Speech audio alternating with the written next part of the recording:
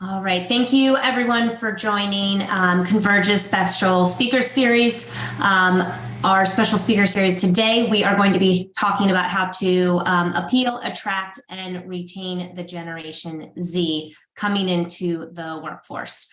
Mark Izzo, the founder and CEO of Converge, will be moderating it with two of our guest speakers. So I will let Mark introduce them.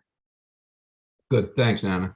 And Christina, thanks for handling the letting people in as well as the recording. So thanks for all attending. To start, I appreciate you taking the time out on to sit in on this particular topic. It should be an interesting one.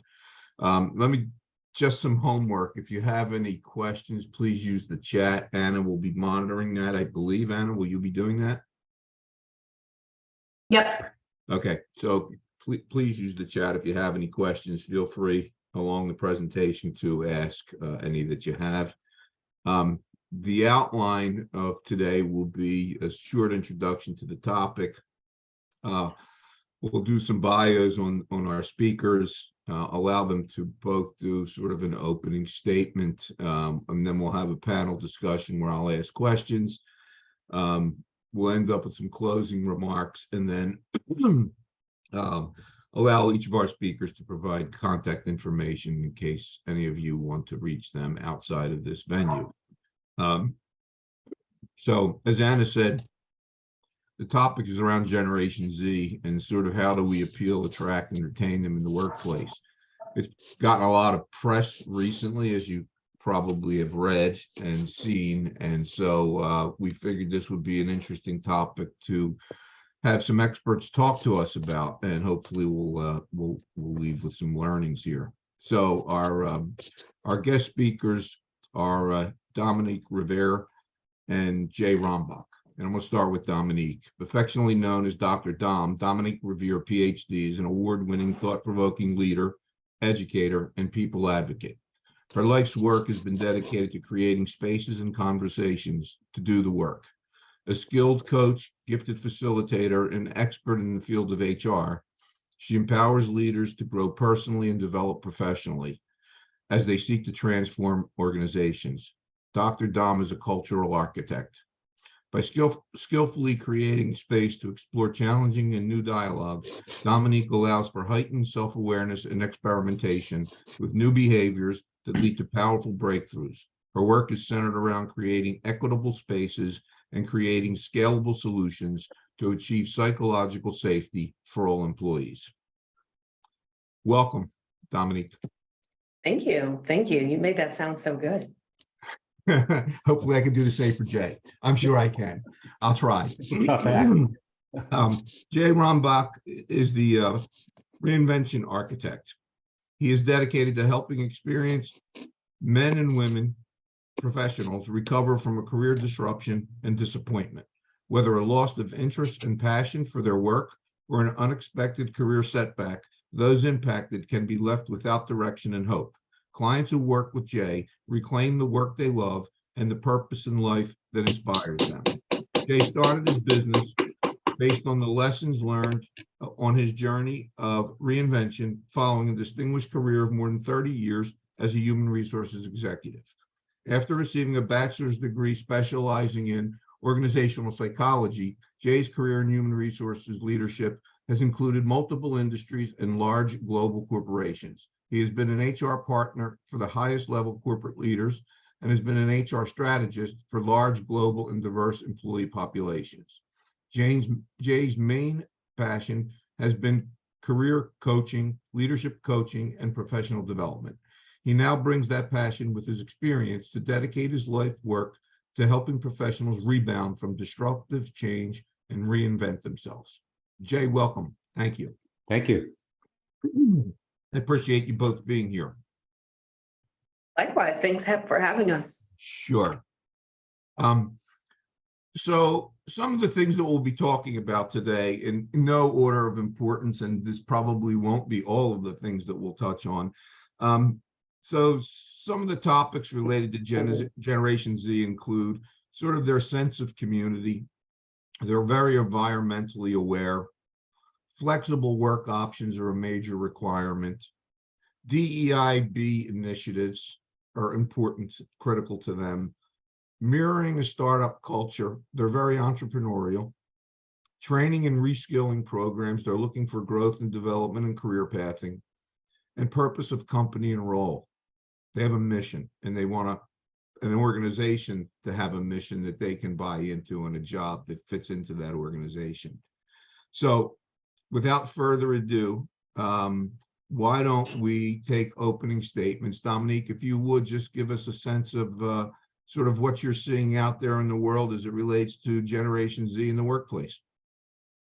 Yeah, no, thank you. So for me, I think it's all about excitement, right? Excitement and change and really being nimble. So what we're called to do as the leaders is to really meet people where they are. So I think that with the Gen Zs, as we've seen with other generations, is that we're being called down to the carpet, right? So it's not this, I'm calling you out, but really calling you into the fold. And we are in this really unique space, and we have this great opportunity to be creative and think outside of the box and really be innovative and really almost lead with this idea of startup culture, right? Empowering people and giving them the autonomy and the voice in those spaces. And I think that what I find most interesting about this generation is the entrepreneurship spirit, right? So really coming into organizations and making it their own, but also making certain that those organizations don't necessarily fit them, right? But it certainly aligns with who they are and what they want to see happening out in the world. So for me, I think it's all about excitement. It's all about innovation. It's all about change. But it's also a challenge, right? So it's a challenge for us to think in that space, to be nimble, and to make sure that we are not putting square pegs into round holes. Yeah, that's great. You mentioned a couple of things, and I've obviously been doing some research myself here, and sort of the cultural awareness and the culture of the organization is certainly critical, and I've seen that pop up in multiple articles that I've read. And then the other one that you mentioned, amongst others, but the one that jumped out at me was sort of the entrepreneurial behavior of this group. One of the things that I've read recently is that organizations need to start to think, even if they've been around for a very long time, they need to start and think like a startup, right? Because that's the type of entrepreneurial behavior, mindset that this generation has, and they want to work for organizations that think that way. So that's got to be a major change for some organizations, especially those that have been around for a long time and wildly successful. For sure. Yeah. For sure. Jay, how about you? Yeah, I think I'll just add on to Dominique's great comments. And unfortunately, I've been around long enough where before it was called human resources, it's actually called personnel. But I've never seen anything like this before. And what strikes me is just the generational differences in the workforce. I know we're talking about Gen Z, but you've got totally different generational differences in the workforce, including, now I'm stereotyping here, but the baby boomers, the very traditional, workers that come from, you toe the line, this is what we do as a company, you just follow the rules and you'll be okay. And now you got Gen Z that's coming in here, they're very pragmatic, they're very, as you said, entrepreneurial in a way that's just like, I'm gonna work hard, right? But I'm gonna do it in a way that's fulfilling to me. And I want the company to be the same way, right? And so I would argue that this is the workforce that is coming in and forcing the issue that we always should have been. The workforce was the history is, back in the Henry Ford, back in the what did you call it? What do you call it? Not industrial times? Yeah, but the type of work that we did. So this was all that you're the company, the workers come, you're a number, you do what you're told. And that's been the tradition, for better or worse, of what we've had today. And what's happened is, since the pandemic, everything's turned upside down. So the question we have to ask ourselves, that the Gen Zs are asking, is the world of work and the world itself is turned upside down and is changing every day. Are we? And so and you realize that that the Gen Z workers in 2025 will be 1/3 of the workforce. This is our future generation of leaders. So it's not a matter of the traditionalists coddling this group and doing things just to make them happy to retain them. This is a whole culture mindset that it's going to be shifting to what the Gen Zs are actually bringing into the workforce. It's really, really fascinating. Yeah. So you mentioned by 2025, there'll be 1/3 of the population will be Gen Z. I read just this morning that as of now, that's around 25%. So that's going to grow in the next 2 years to be 1/3 of this population in the workforce. Yeah. Let's put some context around, I guess, definitions, because Jay just brought up an interesting point, which is there are 4 generations in the workplace, right? So you have boomers born between 1946 and 1964. You have Gen X between 1965 and 1980. You have Gen Y, otherwise known as millennials, between 1981 and 1996. And Gen Z, this latest generation, between 1997 and 2012.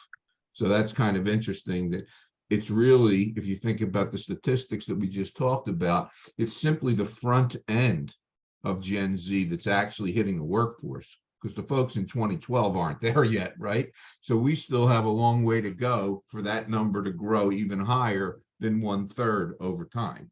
And it's going to be amazing the impact it'll have on the workplace. And it's on a very personal note, I have one son who is a millennial, and I have another son who is a Gen Z. And I could see the differences in just that short time frame. And they're only 2 years apart. So they're both on the cusp of these areas, of these generations, but really almost like night and day. Some similarities for sure, but it's really interesting. Jay, Yeah. What are your thoughts on the 4 generations? Because I know this is a passion of Yeah, yours. listen, this is a real challenge. And you know, again, there's traditional leadership profiles and cultures and approaches at the more baby boomer Gen X than at the younger ages, and it's really causing some issues. I think more with the more senior, higher level people and what their expectations are, and then having Gen Zs come in here. Hey, look, Gen Z. Let's look at this. The facts. Gen Z is the first generation that totally comes from a digital world. They're the first generation that had no experience outside of having a phone at some very young age in access to digital, right? And they're also the very youngest of Gen Z came in during the workforce during the pandemic, which happened last time 100 years ago, right? So they have experiences, and there is a foundation of experience and expectation of what the world is that they have that's different, you know, and so they are, you know, typically financially responsible. They're not necessarily frugal, but they're attentive to their finances. They've seen their parents be laid off, or, you know, a number of things that they had their experience that some of the older generations have not. And so it's really, really fascinating, but they're coming in and they're driving. And this isn't a case of us versus them. They're driving things that, again, like I said last time, I would argue, should always have been in place. A partnership between the employee and the employer, and having aligned beliefs in something higher than just the work itself. Yeah. Dr. Dom. Yeah, listen, I'd say that they are our ancestors' dreams, right? So we struggle because we can now, right, offer the knowledge, the wisdom, the opportunities to Gen Zs or young people that are coming into the workforce. I think the thing about some of us from an older generation and what maybe a little bit scary one way or the other. It's just simply that they challenge us to be different, right? So it takes us out of our comfort zone, right? We certainly want to rely on proven solutions, but how do we elevate that? And when we have someone in our workplace that challenges us, that colors outside of the lines, sometimes it may seem a little bit defensive or argumentative, or, maybe this person isn't a fit for the organization. But I think that, again, what we have to do is define what those guardrails are and give them the autonomy and the space to be able to work in that realm, and not only just a seat at the table, right? So, scrap the table and let's build a new one so that we also create opportunities for these folks to thrive. So I've read something, Domonique, this morning, and I'd like you to just comment on this. It says Generation Z, with members born between, as I mentioned earlier, 1997 to 2020 to 2012, is 70 million in size, and they're the most diverse generation in U.S. history. What's your take on that? The numbers don't lie, right? So when we talk about diversity, we're not just talking about race, we're not talking about ethnicity and sexual orientation, but we're also talking about what people need. So from the neurodiverse to accessibility, ageism, right? All of the things. And again, we have to be nimble in that space. So it goes back to what aligns with their moral compass and what are we doing intentionally to make sure that we're creating spaces and opportunities for people to thrive within our organizations. And that starts with our policies, right? It starts with our policies, it starts with procedures, programming, and workshops. Those are all nice, but for me, those are putting lipsticks on pigs when we haven't done the work. So what these folks are requiring us to do, and what all of our employees are requiring us to do, is be intentional with our efforts when we're talking about diversity, equity, inclusion, and belonging, because that's really is what matters, right? Is me having a space in our organization where not only I can just show up, but I can show up as me. And once I get real with who I am and I'm authentic in this space, the innovation, the creativity, the level of commitment, right, that I have to the organization certainly expands exponentially. I have to imagine that's one of the biggest challenges that organizations face, is to not only have the policies and the processes and the culture and the mission and the vision and the values. That's nice when they're written on the wall, but the reality of it is they have to be lived every day, and that's I believe probably one of the most difficult things. That's leadership, right, Mark? That's leadership. Yeah. So, I mean, I think a lot of times in our organizations, what we find is somebody who does a job really well, and we elevate them to a manager or a leadership role, right? We say, here's the keys to the bus, now drive that thing. And we don't necessarily take the time to make certain that we too give them the guardrails, the guidance, the resources, so that they don't drive this thing off the road. So I think also part of it is just, again, refocusing the tools that we're able to roll out, having those real-time conversations. I know that we all love remote working conditions, but people want that FaceTime. And it's not about productivity, it's about relationships, right? It's about those water cooler conversations that we're no longer having. It's about those happy hours that we no longer go to, where we don't learn about the project, or we're not put on the challenging assignment, or we're not connected with someone in the organization that may have a similar story. So again, it's about us slowing down so that we can speed up, so that we can meet people where they are. Otherwise, what we find and what we see is that not only Gen Zs, but millennials as well, right? These are folks that are starting their own businesses. They're becoming consultants, right? They're writing their ticket, if you will, as far as what their future is going to be. But if we want to engage, if we want to have that level of expertise within our organizations, again, we've just got to kind of think a little bit differently and be willing to be, I always say, a willingness to be wrong. And ask questions, right? That humility factor is certainly something that us as leaders have to, lean into. Thank you. Jay, I'd like your reaction to that as well. I mean, like I said,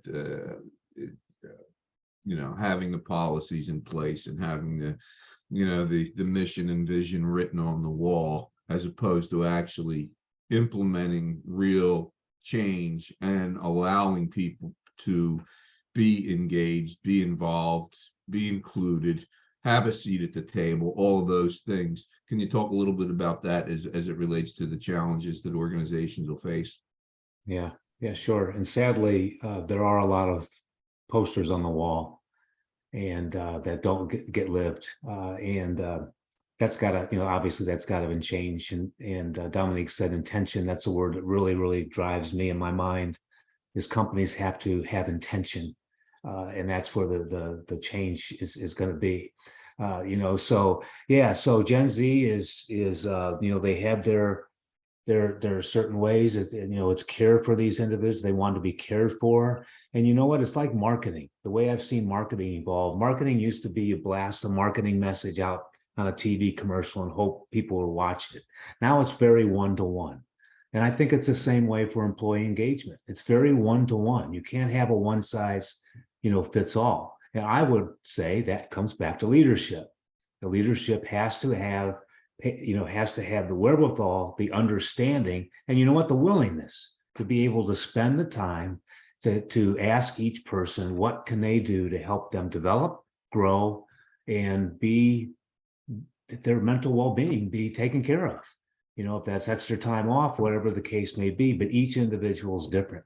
And that's where, corporations typically now, have one size fits all, one value system, one set of policies. And of course you have to have boundaries and parameters, but from an engagement standpoint, it's one-to-one. So why, these are folks, let's just talk about the Gen Z for a moment. Folks born from 1997 on to 2012. And the pandemic occurs in 2020. How much did the pandemic influence this mindset, this thinking, what they're bringing to the table today? Dr. Dom, you want to start there? Oh, a great deal. Listen, I live with a Gen Z and I'm always like, where did you come from?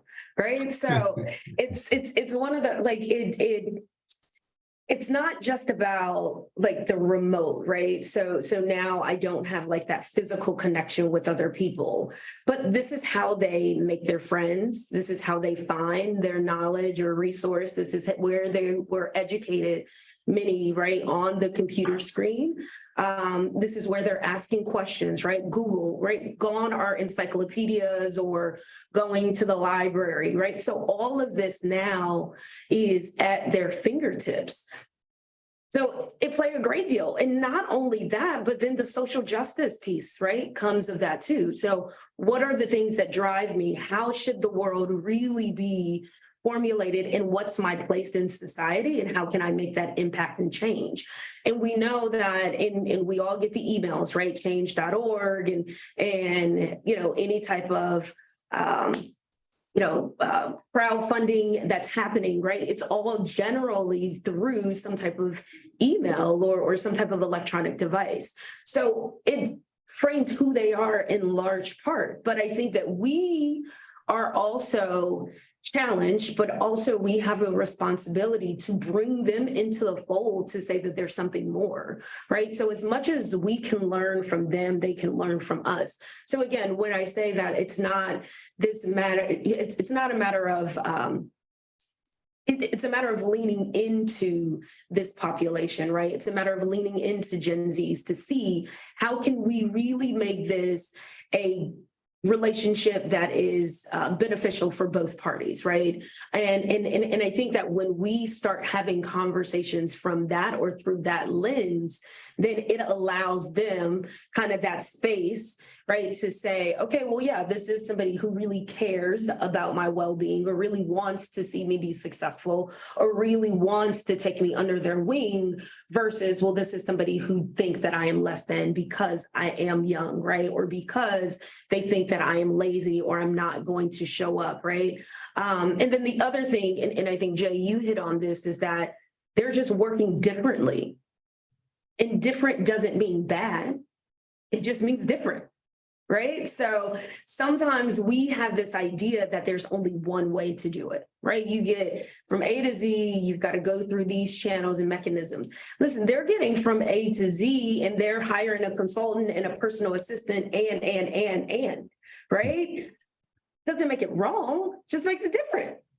And I think that when we allow them the space and again, the autonomy, understanding that there's guardrails, then that opens up a totally different conversation and appreciation for Gen Zs. Jay, can you follow up on that? Like we talked a little bit about the pandemic. We talked a little bit when they were born, right? So close to the pandemic. You mentioned earlier in your opening statement that the first generation ever born completely with technology. You know, by the time they could use their fingers, they had something in their hands, right? It was technology based. What impact has that had on this generation, and what impact is it having in the workplace? Yeah, Mark, I think it's an important question. And, to follow up on some of my opening remarks, it's worldview, right? And so this generation has a worldview that's much different than those of us had that were born earlier. In the sense, even the ones that during the pandemic, I mean, we say the pandemic, it's like, okay, the pandemic, it started 3 years ago. It turned the entire globe upside down. We know that. That was their worldview, right? And so now with technology, there's different things. They're going to expect the best technology where they work. They're going to want to use advanced technology where companies typically have, a lot of them have very old, antiquated systems, right? And they can get more information about anybody at your company by social media and their connections faster than any of us used to be able to do. So, that it has definitely impacted their worldview and how they now come and approach work or life, I should say, where they, they work to live instead of live to work, So, that's just really so important. And like I said, with the generational differences, the companies have to adapt to this workforce that's growing so significantly, as opposed to the other way around. So we have to prepare for the future because they are dictating. Yeah. The other thing I'll add too is, like, for me, the word that comes to mind is abundance, right? So this generation has like an abundance of opportunities and information. And Jay, to your point, right, this different view of the world. Whereas for a lot of leaders, they're coming from this place of like scarcity, right? Like, I don't want this to happen again, right? We've been through a recession. We've been through the crap. Remember Y2K, like we thought that the world was going to end, right? So like we've been through all of these very kind of jarring and monumental things. Whereas this generation, yes, they've been through the pandemic, but there's just been this abundance of information and access that I don't know that, other generations have necessarily had access to.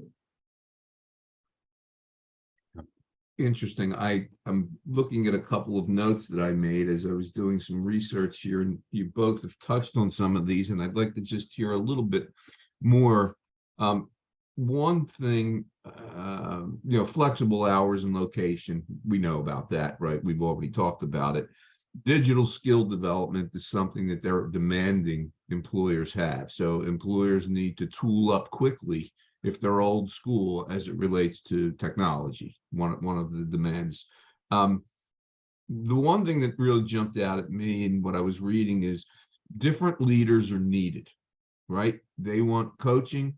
They want instant feedback. They want communication.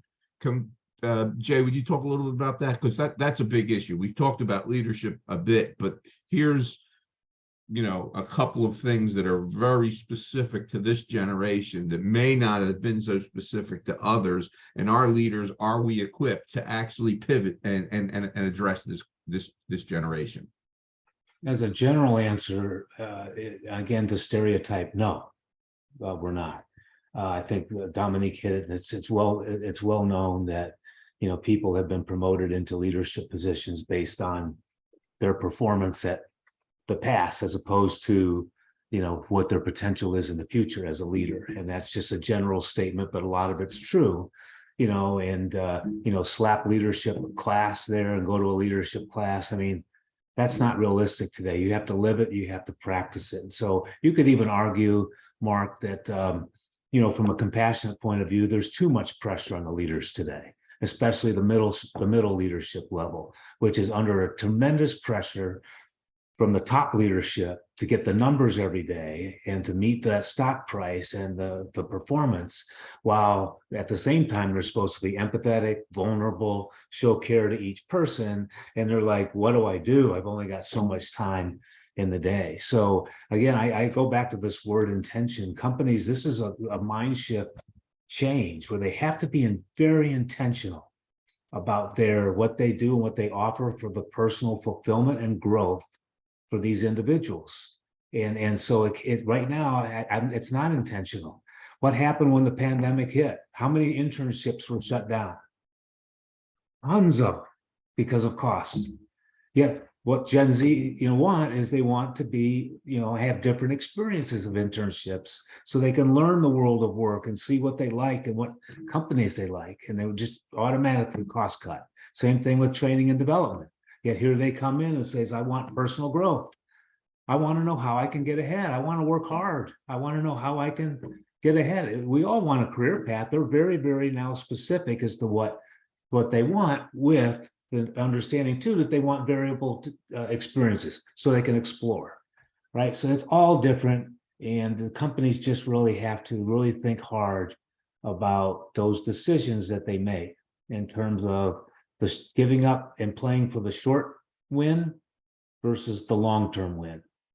And that is long-term development and keeping funding in these programs. Yeah. Yeah, I would say make it hard to leave, right? Like, people have options, like we know, right? People are leaving organizations all the time and kind of writing their ticket, but like, we've got to make it really hard for them want to leave, right? And that goes back to the cultures that we're creating. So definitely agree with, do leaders have what they need right now, or are they in a position to pivot today? No, but sure, right? If we are, again, intentional, if we're mindful, if we're thoughtful, but then also if we're leaning into one another, right? I always say that there is power in community. So I think a lot of times too, right, as leaders, we feel like we have to know all of the answers. We've got to do all of the things. We've got to Google that thing until the wheels fall off. But I think there's something sweet to be said about, hiring the professional, right? Bringing in talent and bringing in resources that are able to help us get over the hump or get across the finish line. Because you're right, time is something that we don't necessarily have. We don't have an overabundance of time and resources, and we are running very lean operations. But there are resources, there are organizations, there are consultants that we're able to leverage to get us to where, in fact, we need to be, so that we can start to prioritize people, right? Because we know that if we take care of people, they take care of our product, and then inherently that's going to take care of our profit line. Yeah, it's good, really good point. And to the point about leadership, one of the other things I am looking at here is Generation Z has a voice and is comfortable expressing their opinions. And as we talk about leadership, that could be tough, especially for your middle managers, where the rubber hits the road, where people are bringing opinions forward, and without a lot of training, without a lot of management development, their thought process may not be in tune with a younger person coming forward and expressing their opinion. Jay, what are your thoughts on that? You're exactly right. I mean, you look at the senior level executives that are looking at the top line numbers and say, oh, this is going good. I mean, our culture's good, our retention's leveled off, everything's going good. We're hitting our numbers. And meanwhile, so the leaders in the middle then have to keep doing that and keeping that up, right? You can't let the foot off the pedal, right? So, but then they're getting feedback from the workers and the Gen Zs who like to speak out with opinions and saying, that's not what's really happening. Why don't we do this? We try this, right? And so, and they should. anybody should. That's how you innovate. That's how you create. And this is the group that is comfortable speaking up and giving their opinions. And and teamwork. They value teamwork. They value peer relationships. And these are all things that they just naturally want to do. And sometimes those are shut down in circles. And there's exceptions to that, of course. I mean, we all know the leaders, despite all we're saying, we all know the leaders that get things done, and people just admire them, admire working for them for a lifetime. There are those that just do it and are able to do it. It's not common, but it can happen, right? And Gen Zs are looking for more of that. Yeah. I want to jump in there. I think this is a good spot to jump in. Scott had a question saying, some research suggests that Gen Zers are independent and want to be judged on their own merit, while millennials are more collaborative and value working together. What impact will that have on the recent focus on teamwork and in the remote workplace? Who wants to tackle that? I think we have to be creative, right? So I think it's going to have great impact because, again, we can't just go over to people's desks and say, hey, real quick, I've got a question. Or again, we're not meeting people at the water cooler to catch up on what happened on the weekend. So again, it's going to take some intentionality for us to build those teams. And really, when we talk about the bonds of, team bonds, we're really talking about trust, right? Do I trust that you're going to be able to take care of this project or take care of this matter because I don't see what you're doing, or I'm not getting the benefit every day of looking over your shoulder and having these conversations. All of that to be said, I think, again, as leaders, as owners, operators, we have the responsibility to create that space. So is it a virtual happy hour? I don't know, right? Is it a brunch that we're hosting? Possibly, right? But how are we making it creative and innovative in such a way that we're calling people again to the table and that we're creating an opportunity for everybody to do their best work? So there's going to be some opportunities that, no, we need to collaborate on this, right? We need to whiteboard this thing out. We need to have conversations and giving everybody an opportunity to speak up. But then I think on the other side of that, right, on the other hand, there's also going to be opportunities that you can, in fact, stand on your own merit. So I think it's going to be this kind of plug and play. And to Jay's point, it's not a one size fits all. Some things are going to be in this very team environment, and then other opportunities are going to be, you kind of charging forward on your own. But part of that is also asking the question, right? How do you work best? What do you need from me in order to be successful? Right? How do you feel about working on this team? What are some players on the team that you really want to get to know that maybe you haven't spent some time with?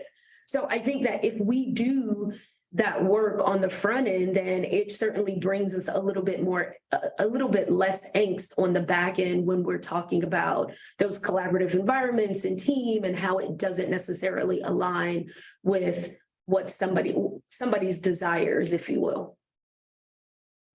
And if I can add, jump in there. Yeah, if I can add to that, I see more potential to clash between generation baby boomers and Gen X and Gen Zs and maybe even millennials. But the question was, the millennials and Gen Z, and I'm really excited about the opportunity to blend the best of those two generations, where millennials were typically idealistic. They would pay more for experiences and all that. And like Mark, you said, it's just a few years apart, right? And so, and Gen Z is more pragmatic because, again, they've come to this working environment with the pandemic and all of the horrible things that happen with that, right? But to blend the best of those two and have that now you're 25% of or 30% of the workforce is now 50% of the workforce. You combine the two, and there's some really powerful things about the future of work that can happen there. So I see synergies there, and again, more potential to clash at the Gen X and baby boomers. So there's some real opportunity there because of the mindset, right, of these younger generations. This seems to me to be a little bit of a conflict, so I'd like your opinion on it, because what I'm hearing and what I'm also reading is that Generation Z are highly independent and prefer to work remotely, but still are very collaborative. And those two things seem, a little out of kilter for me. Jay, what do you think about that? Yeah, And then Dr. Dom, I'd like your opinion on it as well. yeah, listen, I think it's good. I don't see a problem because something's got to give. And you have to go, in my opinion, with the generation that's going to be our future leaders, right?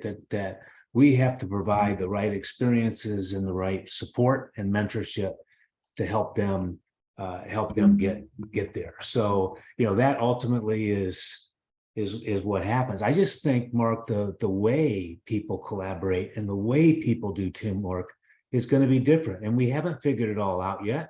But if I'm going to trust anybody to do it, it's the Gen Zs, and they're going to define a lot of what the future is, where we have to be open-minded to some of the traditional systems. That was, I was saying at my opening remarks. By the way, it was assembly line I was trying to remember. So, but anyway, that's the thing, and so I have a lot of faith in this workforce. I coach students to prepare for careers, and they're very, very interested in working with people that match their passion, that match their desire to learn and to get ahead, and to have collaborations and work in that, and then they can have collaborations outside of work. So, Mark, I think they're just going to define what that future collaboration is. And there are also, just one last anecdote, I also know that there are a percentage of Gen Zs, I think it's about 25%, who are very open to an office type of environment. But I just think that's more of the camaraderie and just wanting to get, and even if in a hybrid type of situation where there's some time that you're expected to be there and you can actually have the coffee cooler type of or water cooler type of discussions. Yeah. Dr. Dom, what do you think about that issue of, on the one hand, being very independent, able to work remotely and grind, and on the other hand, they're saying, but we're very collaborative. Yeah, I mean, listen, I don't think it's an issue, right? I think it's one of those situations where, hey, let me just give a first go at this, and then let me pass it over the fence and you tell me what you think, right? So I think that and how I see this is that there's a respect for people's time. Let me give it a first go, and then let's collaborate on any suggested changes or edits or anything along those lines. And again, a lot of it is because they are independent thinkers and they've been in this space for so long. It's not that they don't want the feedback or that they don't need that level of collaboration.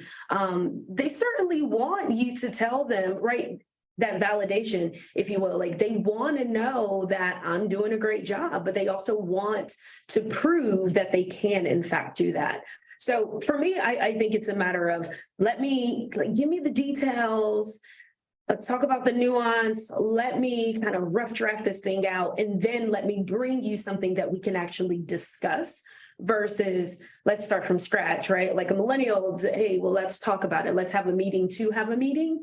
They are, I think, respectful of time and really want to make sure that it's going to be a meaningful, purposeful relationship and meeting when we are together, right? Because they understand that time is of the essence. So because they didn't have a lot of time, because they didn't have a lot of face time with teachers and professors and whomever else, right? They understand that I need to get down to the brass tacks of it when I have your time, right? When I have that captive audience. Boy, there's a glimmer of hope there, Dr. Dom. Less meetings in the future for all of us. I see it coming. Oh, I challenge you. Listen, Fridays, no meetings, right? Catch up on things. Right. I challenge you to do it. Let me switch gears here for a moment. Oh, wait, Mark, can I jump in? We have a question. Sure. Dr. Kathy says, I see Gen Z has a different definition of what getting ahead means versus previous generations. And do you have any suggestions on how to better understand and provide these opportunities for them to get ahead? Yeah, so I guess my initial or my first go at this is like ask the questions, right? So I don't think that there's a one size fits all as far as like what that getting ahead may look like. For some people, it's no longer like that financial or that monetary gain, right? It may be experience, it may be relationship, it may be making certain that I'm able to prioritize my mental health from a benefits perspective. So I think that it is important for us to ask those questions of each individual. You know, for clients that I'm working with, it's generally, hey, not only through the onboarding process are we staying sticky with that individual, but at the 30-day, at the 90-day, at the 6-month mark, at the year mark, what are we doing again to intentionally have those conversations? Because we too know, Dr. Kathy, that, you know, what happens or what I need today is going to be totally different than what I need tomorrow and different than next year. So a lot of it is asking those questions, but then also looking at it from an inclusivity perspective when we're thinking about our benefits packages and our offerings. So again, PTO, how are we looking at PTO? We've got a lot of clients that have gone towards this unlimited PTO bank. And now we've got people that are also shutting down the business from certain, you know, during certain times of the year, because we want people to come up for air. We want us to prioritize what that mental health and wellness space look like. A lot of companies are also activating EAPs or employee assistance programs, right? And making that a part of their benefits or their medical packages. And also extending those benefits to dependents. So all of that to say, I think that we have to look at the inclusive nature of our benefits, the inclusive nature of the conversations that we're having, and making sure that we're checking in frequently with employees to understand what their expectations are, what their needs are, and as they shift and change, also being able to answer that call. Yeah, I thank you, Dominique, and I love the question because it's an important one. And I go back to it's an individualized process that's going to be up to the discovery of the leader and the employee. And that discussion and that just having an open dialogue about what it means to you to get ahead. What does it mean like? And how can I help you get there? And, you know, that may be different than the next employee that comes in and meets with that leader. You know, so it is a process of discovery. The importance is that they want unique opportunities to them, and what means to them is what they want. And you know what? They're still wanting to work hard, they're still wanting to contribute, and they always will. But it's going to be in their way that makes life fulfilling for them and work fulfilling for them. So it's just a process of discovery. But it's a great question. I just think these promotion systems that are just kind of like across the board types of things, you just have to be, like a lot of things have to be rethought within companies. Yeah, I as I was listening to the answers, again, the term leader just kept coming out, and what you just said, Jay, around the issue of, you know, each of these are personalized, individualized. There is no one size fits all for promotability or for promotions or for career growth or for any of that. You have to go through and explore and dig into it, and it could be different for each. So that, you know, the traditional career path model that leaders have built over the years may not work anymore with this generation. Jay, anything further on that? I think you're 100% right. You know, and I think that's a good thing. You know, I'm not faulting anything that's happened before. Heck, I was an HR executive during those times. We did a lot to have systems in place to help our leaders grow, but it was largely classroom based. And you know, we all know the stats. You know, it's you retain like 20% of it 24 hours later unless you apply it right away. You know, so it is very individualized around experiences. And that, going back to this word intention, you know, you talked about they want some job rotations, they want different things that are hard to execute, but possible. And with intention, the companies, I believe, have to really change their thinking that it's a nice to have when an option for job rotations is a must have. because they want to experience different things. They want to better themselves. But again, it's different for me than you, right? Yeah. The other thing I'll add is it's not a matter of like scrapping the whole thing and starting over, right? Like what's worked works. Like there's proven solutions in that process, right? I think it's just a matter of how do we elevate that thing, right? Because there has to be guardrails. So it can't be, Megan comes in and now we're, looking at her performance on, like with this in mind, and Christina comes in and now there's something else, and Mitchell, it's something like there has to be guardrails. There has to be definitions around what those competencies are, what those values are, and really what kind of gets you entry into the conversation. And then from there, I think we look at the differences, the intricacies, the nuance, if you will, between what the jobs, the roles are, and then also some of those expectations. There are guardrails and what we're doing works. It's just a matter of how do we now elevate that and take it to another level. And I think that if we're being honest, we've seen that from generation to generation, right? The boomers expected one thing. We've got millennials expecting, right? We're asking you to now meet me where we are, kind of come up that one ranking. And now we have Gen Zs that are so now just elevating us. The only difference is that we're getting older. Right. So now we're getting more comfortable in this proven solution that we've worked in for the last 20 plus years. So it's not that things are changing, right? The things are evolving the way that they're supposed to.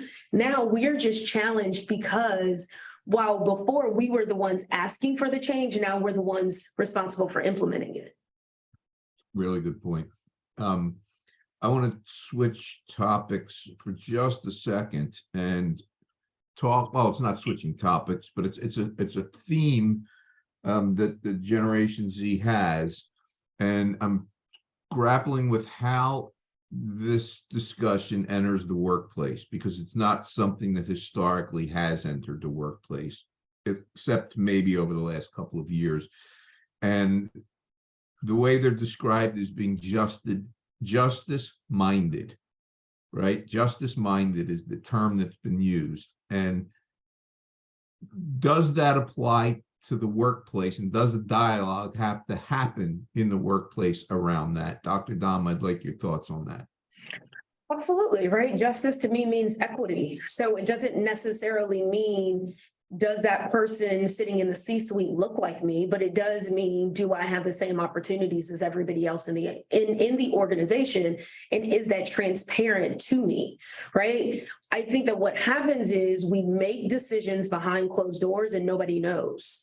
So then when the grapevine starts to happen, what Dave got is different than what Noah got is different than what Deborah got. But nobody knows, again, what that policy procedure in that closed door conversation was. So a lot of it is in the transparency. A lot of it is in the equity space where we're creating opportunities for everyone, understanding that everybody's not starting at the same place. I don't think that this conversation around justice is new. I think that, again, Gen Zs are just more vocal about it, right? So you had a lot of people working in organizations that were suffering in silence, right? That were ill, that were, having strokes at their desk and then expected to come in on Monday morning.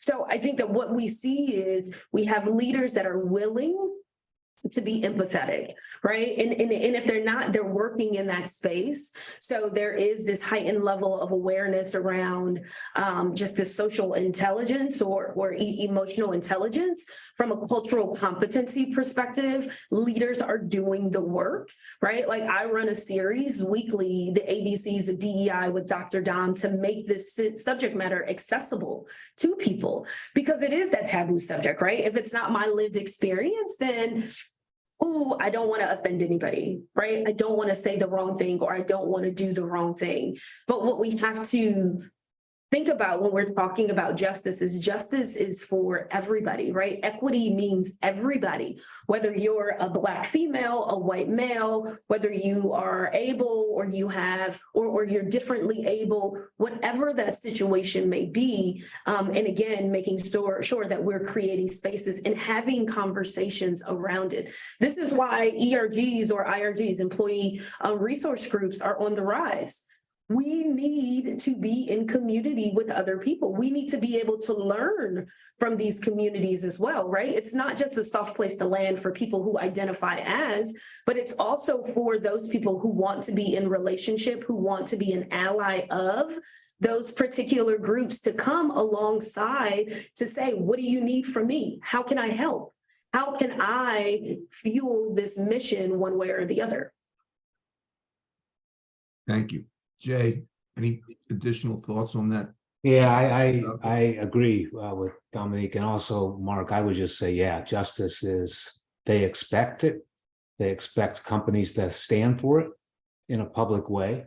And also I would extend that to civility, and they have expectations in the workforce. It's going to be respectful, and it's, you're going to support each other in doing the work. These old days of just, berating somebody in public because they didn't do the job, those are long past. The other thing is that Domonique mentioned is very important, is this concept of transparency. So, a message I think to the HR departments are the copy and paste job descriptions on job postings, the ghosting of candidates, the lack of response, and just candidates who are applying for work, and these types of things. It's not going to fly, and they've got choices, and this generation, and they're going to go with the companies that they're proud to work for, that align with their values, and a lot of the things that companies have done in their hiring practices and things like that have to change. This whole topic's about attracting them and hiring them. And just some of the basic things. I mean, again, the world of work has changed. Have we? So that's what the way I see it, with justice and civility. Absolutely.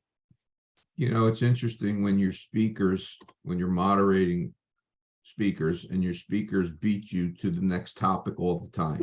So it's happened just recently on two issues. One, I wanted to bring up mental health, and Domonique beat me to it.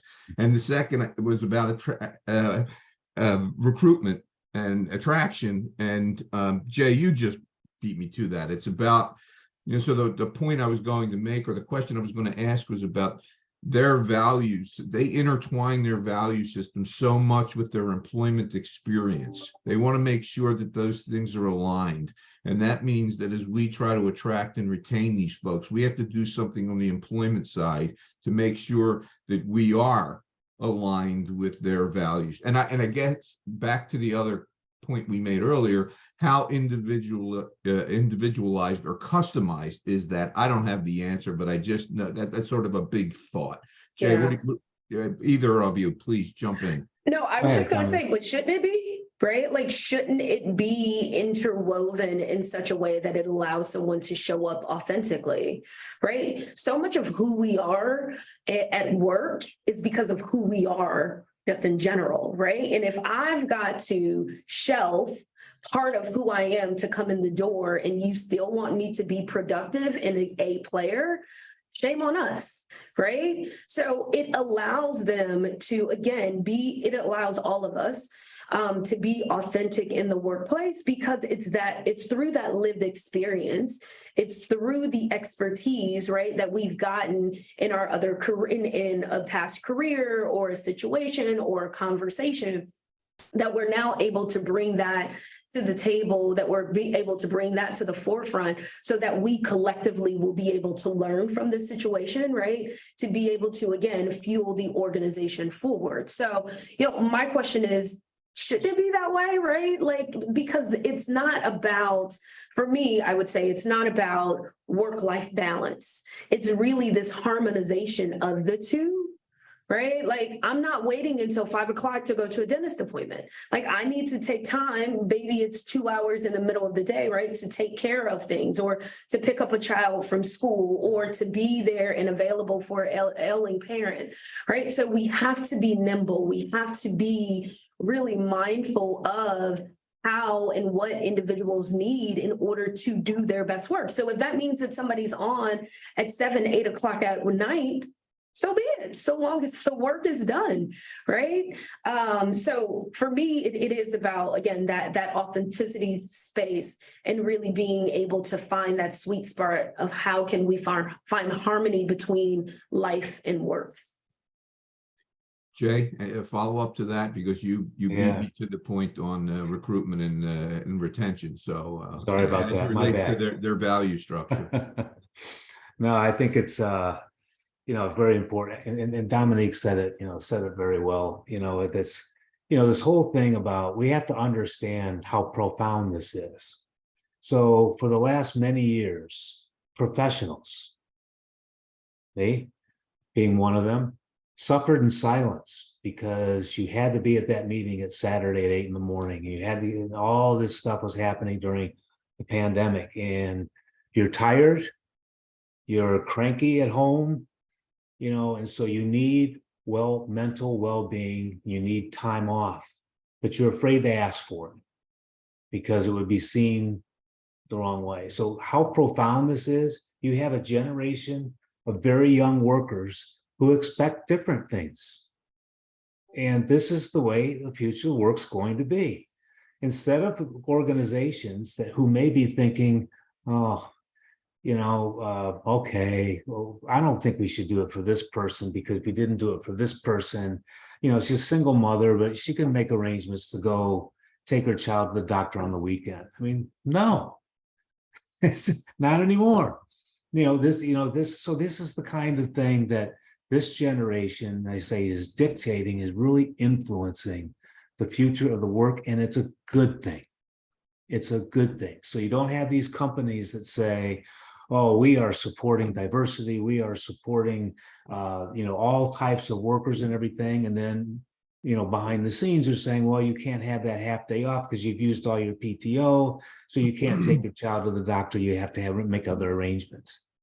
I mean, how cynical is that? That just opens yourself up to cynicism. So this is real profound change in the way companies have to think. But if you just look at the highest level and say, what's the right thing to do? What's the right thing to do for this employee in this circumstance? I think that's going to be the start of your answer. Good points. Good points.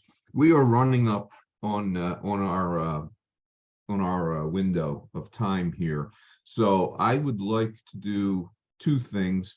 One is I'd like Dr. Dom to give us sort of some closing thoughts and remarks, and then we'll switch that over to Jay, and then I'd like them both to give you their contact information, and feel free to reach out aside from this venue. So Dr. Dom, give us your final thoughts on this topic. No, so I'd say that this has been a great conversation. Thank you for including me, and certainly thank you to those of you that called in for the questions that you've been able to offer, and then also comments. The one thing that I would say is that these are really exciting times, right? Like, nerve-wracking nonetheless, right? It's challenging, but challenging in a way that allows us to think outside of the box, allows us to be innovative and really elevate our cultures in a way that we hadn't imagined maybe 10 years ago.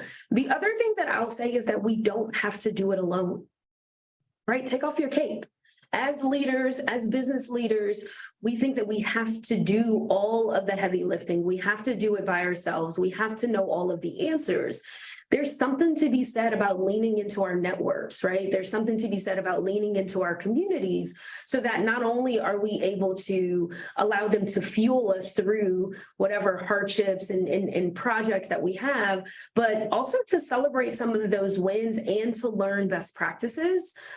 We don't have to have all of the answers. And I think that that's what we're learning from Gen Zs, is that it's okay to be wrong.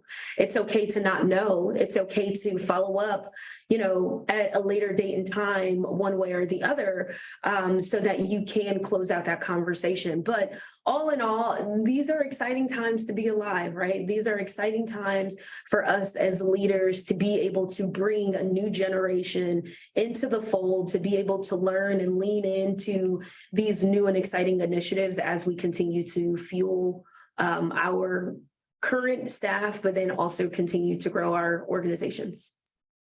Very well put. Thank you. Jay? Yeah. Yeah, well said, Dominique. Thanks.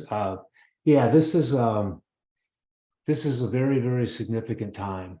And instead of, all the things we heard a few years ago, those millennials are this, that, and all these Gen Zs, they want everything. Well, they want all this money and everything. Well, guess what? Student loan debt's higher than it's ever been before. Of course they need money, right? So we have to start thinking differently in terms of the different needs of each individual worker and understand that. But instead of just companies saying or letting some of the traditionalists say that, we have to, it was all better when we just had the rules, we stuck by the rules, instead of pushing back, somehow, some way, we have to, as leaders, stand together and say, this is the way we're going. And we're going to be open-minded to not resist it, but to help work together with these generations to manage it in the way that's productive for everybody. And that's the way, those are the companies that are going to retain, attract, hire. I had the order wrong, but anyway, you get what I mean. This type of workforce, and it's going to be important. And I think it's also, like Dominique said, it's an exciting time. And and in the stock market, they call it a correction. Maybe all this world disruption that's happened is the correction that the workplace is needed for a nice young generation of workers coming in to help influence what the future really can be and frankly should be. Well put. Jay, do you want to share contact information, and then we'll switch it over to Dominique? Sure. My company's the Reinvention Architect. I help individuals and also companies reinvent themselves, companies from a culture standpoint. And, so many folks, especially during the pandemic, accomplished professionals have just experienced disruption unexpectedly. And they need a change, but they don't know what to do. Do a resume, brush that off after 20 years and do it again. There's a different way. And I've lived the story myself. I've reinvented myself, and that's what I offer. My contact information's in the chat. The website is www.mynamejromach.com. And feel free to book some time with me. Thank you. Thank you, Jay. Dr. Dom? Awesome. So I am, again, Domonique Revere, Dr. Dom. So my organization, Remedy, we take DEIB strategies to another level. So through assessments, education, and then also accountability measures, we come alongside leaders as they not only find their voices, but also activate workforces in such a way that we're creating spaces for everyone to, again, not just show up, but to thrive in those workspaces. You can certainly reach me on any social media platform. So LinkedIn, Domonique Revere, PhD. You can certainly contact the organization Remedy Consulting on LinkedIn, or that too is our website. So looking forward to working alongside and with some of you all as we continue to do the work, have the conversations, all the good stuff. Perfect. Thank you both. A couple of shout outs, first of all, to our panel for great insight, exciting dialogue, answering my questions and beating me to the punch most times. We got you covered, Mark. We had you covered. And I didn't share, I'll just so the audience knows, I did not share my comments or questions with the panel. So that was a very exciting discussion. Thank you also, shout out to each of the participants who took time out of their day to listen to our expert panelists. And then finally, a shout out to my team for coordinating this and helping pull it all off. So the Converge team, thank you as well. Thanks, everyone. Hopefully you enjoyed the presentation, and have a great day. Thank you.